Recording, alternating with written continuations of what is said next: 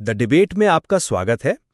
आज हम एक ऐसे विषय पर चर्चा कर रहे हैं जो जो पूरे यूरोप के लिए एक ऐतिहासिक मोड़ साबित हो सकता है।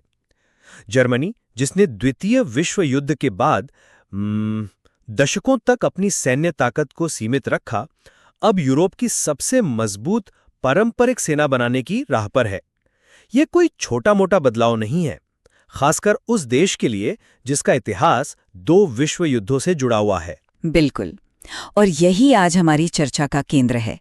सवाल ये है कि क्या जर्मनी का ये कदम आज की दुनिया की जो सच्चाइयां हैं उन्हें देखकर उठाया गया एक जरूरी और रक्षात्मक कदम है, या फिर ये इतिहास की उन गलतियों को दोहराने की शुरुआत है जिनसे हम सब बचना चाहते हैं?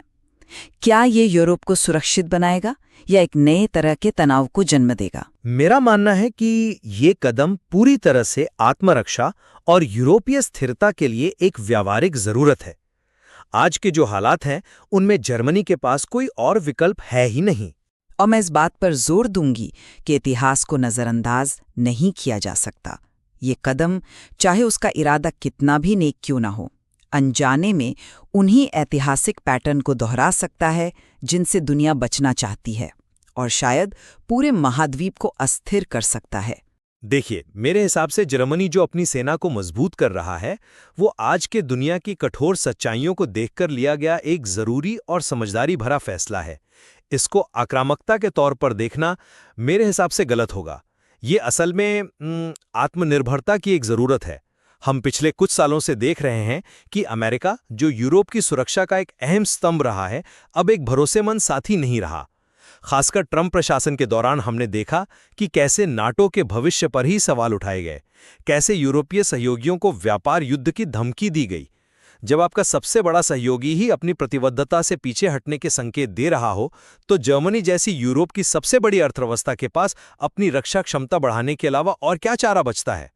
और ये सिर्फ अमेरिका की बात नहीं है। हमारे सामने एक असल खतरा है, रूस का यूक्रेन पर हमला। ये कोई काल्पनिक डर नहीं है, ये एक हकीकत है जो यूरोप के दरवाजे पर दस्तक दे रही है। इसलिए ये कदम जर्मनी की शांतिपूर्ण नीति से कोई भटकाव नहीं है, बल्कि उस शांति को एक नई और अस्थिर दुनिया में बचाए रखने की एक कोशिश है। मैं इन खतरों की हकीकत को मानती हूँ, पर मैं इसे एक अलग नजरिए से देखती हूँ। जर्मनी के सैन्य विस्तार को उसके ऐतिहासिक संदर्भ से अलग करके देखना एक बहुत बड़ी भूल होगी। इतिहास हमें बार बार सिखाता है कि जर्मनी का सैन्यीकरण हमेशा हमेशा एक बड़ी उथल-पुथल का कारण बना है। प्रथम और द्वितीय दोनों विश्व युद्धों से पहले यही पैटर्न था। हमें ये नहीं भूलना चाहिए कि हिटलर का उदय भी प्रथम विश्व युद्ध के बाद जर्मनी के खोए हुए सम्मान को वापस पाने और वर्साई की संधि की अपमानजनक शर्तों को उलटने के वादे पर ही हुआ था। स्रोत इस बात का भी जिक्र करता है कि दोनों विश्व युद्धों के पीछे एक मनोवैज्ञानिक कारण था, जर्मनों में नस्लीय श्रेष्ठता की भावना। अब दशकों की शांति के बाद अचानक यूरोप की सबसे मजबूत सेना बनाने का लक्ष्य रखना, ये शब्द सबसे मजबूत, ये सिर्फ रक्षा से कहीं ज्यादा बड़े इरादों की तरफ इशारा करता है। द्वितीय विश्व युद्ध के बाद जर्मनी पर सैन्य प्रतिबंध, जैसे पोट्सडैम घोषणा, वो इसीलिए लगाए गए थे ताकि इतिहास खुद को न दोहराए। उन प्रतिबंधों से दूर जाना एक खतरनाक रास्ते पर पहला कदम हो सकता है। लेकिन आप आज के जर्मनी की तुलना 1930 के जर्मनी से कर रही हैं, जो मेरे ख्याल से सही नहीं है। चलिए नाटो पर निर्भरता की बात करते हैं। स्रोत बताता है कि 90% जर्मन मानते हैं कि नाटो पर भरोसा नहीं किया जा सकता। ये कोई राजनीतिक बयान नहीं है, ये जनता की भावना है। जब अमेरिका, जो नाटो के बजट का लगभग 70% हिस्सा देता है, अपने सहयोगियों को खुले तौर पर अपमानित करता है, तो यूरोप को अपनी सुरक्षा अपने हाथों में लेनी ही होगी।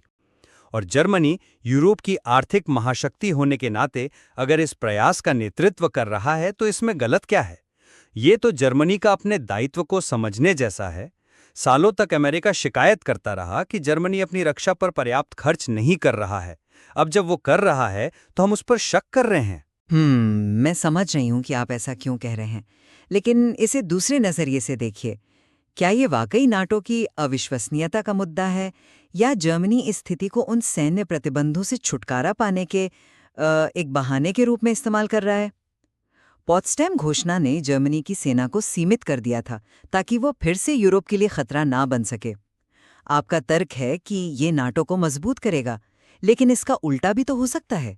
ये कदम नाटो को और कमजोर कर सकता है, क्योंकि ये संकेत देता है कि प्रमुख यूरोपीय शक्तियां अब अपना अपना अलग रास्ता अपना रही हैं।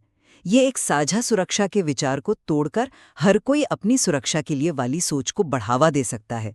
ये यूरोप में एकता लाने की बजाय और ज्यादा दरारें पैदा कर सकता है। दरारें तो तब पैदा होंगी जब यूरोप खुद की रक्षा करने में नाकाम रहेगा। आप नाटो को कमजोर करने की बात कर रही हैं, लेकिन क्या असली कमजोरी रूस के हमारे दरवाजे पर आ जाने से नहीं उजागर हुई है? अमेरिका की भूमिका एक पहलू है, पर यूक्रेन में जो हो रहा है वो एक तात्कालिक और वास्तविक खतरा है। ये डर बिल्कुल जायज है कि अगर रूस यूक्रेन में नहीं रुका तो उसका अगला निशाना पोलैंड या बाल्टिक देश हो सकते हैं, और उसके बाद जर्मनी। ये कोई सैद्धांतिक बहस नहीं है। जर्मनी ने रूस से गैस लेना बंद करके आर्थिक रूप से एक बड़ा जोखिम उठाया है और खुद को पुतिन का सीधा निशाना बना लिया है। ऐसे में अपनी सेना को मजबूत करना एक तार्किक और अनिवार्य कदम है। ये भविष्य के हमले को रोकने के लिए है, न कि उसे भड़काने के लिए। देखिए, कमजोरी हमेशा आक्रामकता को न्योता देती है, ताकत नहीं। हाँ, ये एक मजबूत तर्क है, लेकिन क्या आपने इस पर विचार किया है कि जर्मनी का इतने बड़े पैमाने पर सैन्यीकरण खुद रूस द्वारा एक उकसावे के रूप में देखा जा सकता है? यह रूस के उस नैरेटिव को और मजबूत करेगा कि पश्चिम आक्रामक रूप से विस्तार कर रहा है और उसे घेरने की कोशिश कर रहा है। यह निवारण के बजाय हथियारों की एक नई दौड़ को जन्म दे सकता है, जिससे महाद्वीप और ज्यादा खतरनाक हो जाएगा। प्रथम विश्व युद्ध भी तो कुछ ऐसे ही शुरू हुआ था। बाल्कन में एक क्षेत्रीय संघर्ष और फिर पूरे यूरोप में हथियारों की होड़। हम उसी पैटर्न को दोहराने का जोखिम क्यों उठाएं? इससे तो रूसी हमले की संभावना कम होने के बजाय बढ़ सकती है, क्योंकि यह उन्हें अपनी आक्रामकता को सही ठहराने का एक और कारण दे देगा। आप कह रही हैं कि हथियारों की दौड़ शुरू हो सकती है। मैं कहता हूं कि वो दौड़ तो कब की शुरू हो चुकी है, और रूस ने उसे शुरू किया है। पिछले एक दशक में रूस के सैन्य खर्च और उसकी हरकतों को देखिए। चेचनिया, जॉर्जिया, क्रीमिया और अब पूरा यूक्रेन। जर्मनी तो बस अब जाकर नींद से जागा है। ये दौड़ शुरू करना नहीं है, बल्कि दौड़ में शामिल होना है, ताकि आप पीछे न रह जाएं। और जहां तक उकसावे की बात है, तो क्या यूक्रेन ने रूस को उकसाया था? क्या बाल्टिक देशों ने उकसाया? पुतिन की दुनिया में एक लोकतांत्रिक और स्वतंत्र पड़ोसी देश का होना ही अपने आप में सबसे बड़ा उकसावा है। इस सोच के सामने कूटनीति तब तक काम नहीं करती जब तक उसके पीछे सैन्य ताकत न हो। जर्मनी अब बस यही कर रहा है। ठीक है, मान लेते हैं कि मौजूदा खतरे से निपटने के लिए सैन्य ताकत जरूरी है, लेकिन फिर भी मेरे मन में वही सवाल है, सबसे मजबूत सेना ही क्यों? एक पर्याप्त रूप से मजबूत सेना क्यों नहीं? ये जो शब्दावली है, ये सिर्फ रक्षा की बात नहीं करती, ये प्रभुत्व की भाषा है। और यहीं पर इतिहास का साया फिर से मंडराने लगता है। आप कह सकते हैं कि आज का जर्मनी अलग है, और मैं मानती हूं कि आज वो एक मजबूत लोकतंत्र है, लेकिन संकट के समय में गहरी बैठी राष्ट्रीय भावनाएं फिर से उभर सकती हैं। जब आप अपनी पहचान यूरोप की सबसे मजबूत सैन्य शक्ति के रूप में बनाने लगते हैं, तो ये मानसिकता को बदल सकता है। ये सिर्फ हथियार खरीदने की बात नहीं है, ये राष्ट्रीय महत्वाकांक्षा का भी संकेत है। और जर्मनी के मामले में ये महत्वाकांक्षा हमेशा यूरोप के लिए खतरनाक साबित हुई है। मुझे लगता है कि सबसे मजबूत शब्द की आप गलत व्याख्या कर रहे हैं। इसे संदर्भ में देखिए। फ्रांस और ब्रिटेन के पास परमाणु हथियार हैं, जो अपने आप में एक बहुत बड़ा निवारक है। जर्मनी के पास परमाणु हथियार नहीं है, और ना ही वो उन्हें हासिल करना चाहता है। इसलिए अपने पड़ोसियों के बराबर की सुरक्षा सुनिश्चित करने के लिए उसके पास एक बेहद मजबूत पारंपरिक सेना बनाने के अलावा और कोई विकल्प नहीं है। यह बराबरी करने का एक प्रयास है, न कि किसी पर हावी होने का। यह उस शून्य को भरने की कोशिश है जो जर्मनी की दशकों की शांतिवादी नीति ने पैदा किया है। और जहां तक लोकतंत्र की बात है, आज का जर्मनी मौलिक रूप से बदल चुका है। द्वितीय विश्व युद्ध के बाद जर्मनी और जापान शांति और आर्थिक सफलता के प्रतीक बने हैं।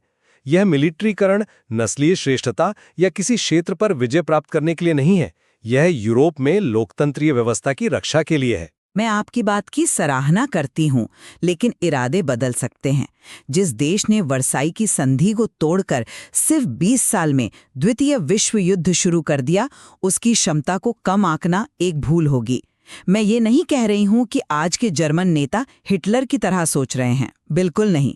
लेकिन जब आप एक शक्तिशाली सैन्य मशीन बना देते हैं, तो इसका इस्तेमाल कैसे किया जाएगा, ये भविष्य के नेता और उस समय की परिस्थितियों पर निर्भर करता है।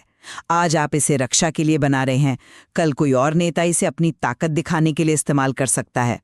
ये एक ऐसा जोखिम है जिसे यूरोप को और खासकर जर्मनी के पड़ोसियों जैसे पोलैंड और फ्रांस को बहुत सावधानी से तौलना चाहिए। क्या वे जर्मनी की इस नई ताकत से सहज महसूस करते हैं? शायद नहीं। तो आपका व्यवहारिक समाधान क्या है? अगर जर्मनी को अपनी सेना नहीं बनानी चाहिए तो यूरोप को क्या करना चाहिए? क्या हमें बस ये उम्मीद करनी चाहिए कि रूस यूक्रेन पर रुक जाएगा, या ये उम्मीद करें कि अमेरिका हमेशा हमारी रक्षा के लिए मौजूद रहेगा, जबकि सारे संकेत इसके विपरीत है?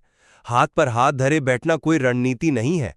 ये एक जिम्मेदार लोकतंत्र का अपनी सुरक्षा की जिम्मेदारी लेने का प्रतीक है, ना कि किसी साम्राज्यवादी शक्ति का जो विस्तार करना चाहती है।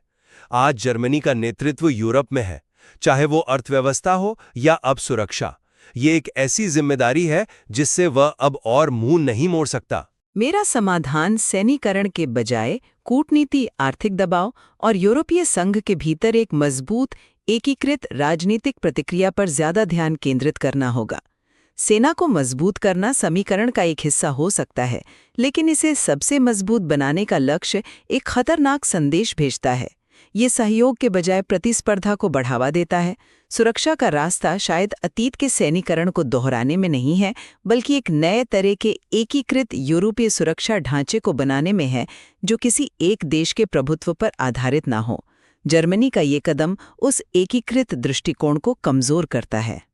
अंत में, एक अस्थिर दुनिया में जहां अमेरिका एक अविश्वसनीय सहयोगी है और रूस एक आक्रामक शक्ति, जर्मनी का अपनी सेना को मजबूत करने का कदम अपनी और यूरोप की स्थिरता सुनिश्चित करने के लिए एक तर्कसंगत, रक्षात्मक और आवश्यक कदम है।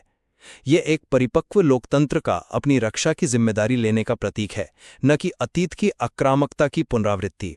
ये भविष्य की सुरक्षा के लिए एक निवेश है। और मैं ये कहूंगी कि जबकि बाहरी खतरे वास्तविक हैं, जर्मनी के सैन्यीकरण को उसके ऐतिहासिक संदर्भ के बिना देखना खतरनाक है। ये कार्रवाई, चाहे उसका इरादा कुछ भी हो, हथियारों की दौड़ को बढ़ावा देने और ऐतिहासिक चिंताओं को फिर से जगाने का जोखिम उठाती है, जो संभावित रूप से उसी संघर्ष को जन्म दे सकती है जो वो रोकना चाहता है। सुरक्षा का मार्ग हमेशा ज्यादा हथियारों से होकर नहीं गुजरता। कभी-कभी ये संयम और सहयोग में निहित होता है। तो यहाँ दो अलग-अलग दृष्टिकोण हैं। एक जो वर्तमान की जरूरतों और खतरों को प्राथमिकता देता है, और दूसरा जो इतिहास के सबक और भविष्य के जोखिमों पर जोर देता है। मूल असहमति इस बात पर बनी हुई है कि क्या ये वर्तमान के प्रति एक जिम्मेदार प्रतिक्रिया है या अतीत की एक खतरनाक पुनरावृत्ति। स्रोत सामग्री दोनों व्याख्याओं के लिए सबूत प्रदान करती है, और ये श्रोता पर निर्भर करता है कि वे इन तर्कों का मूल्यांकन कैसे करते हैं। ये एक ऐसा सवाल है जिसका जवाब शायद आने वाले कई सालों तक यूरोप को तलाशना होगा। डिबेट में शामिल होने के लिए